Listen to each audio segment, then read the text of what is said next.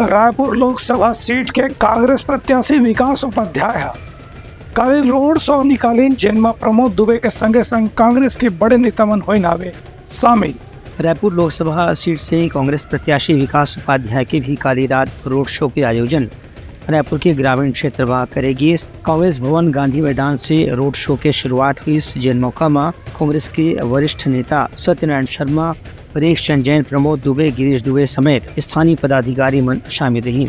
करीब 25 किलोमीटर लंबा road show में आतिशबाजी और पुष्प वर्षा के साथ ढोल नगाड़ा के जरिए प्रत्याशी के लोगन मन स्वागत करीन।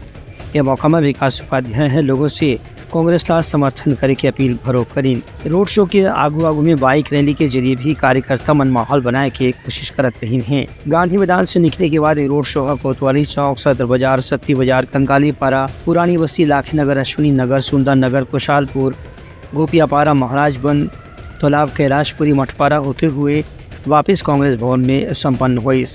यह मौका में विकास उपाध्याय जनता से अपील करें कि उनला पिछला विधानसभा चुनाव में जनता के समर्थन मिले रही से ऐसे गाँव फिर संसदीय चुनाव में भी उनला जनता के आशीर्वाद की जरूरत है, ताकि रायपुर शहर के अच्छा से विकास करे जा सके।